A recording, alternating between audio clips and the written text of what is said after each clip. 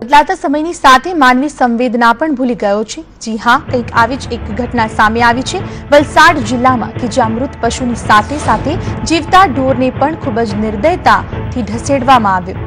ઘટના કંઈક એમ છે કે અમદાવાદ મુંબઈ હાઈવે પર વલસાડ નજીક ગત મોડી રાત્રે અજાણ્યા વાહને 3 ભેંસોની ટક્કર મારી હતી।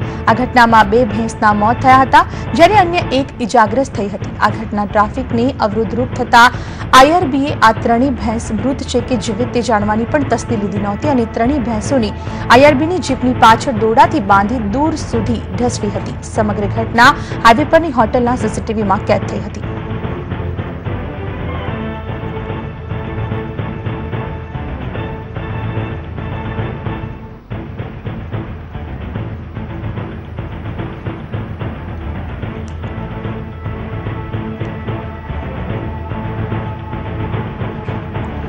तो जीवित भैंसने पण साथोसाथ धसेडवामां आवी रही छे। निर्दयतानी हद अहींया वटावता जोवा मळी रह्या छे।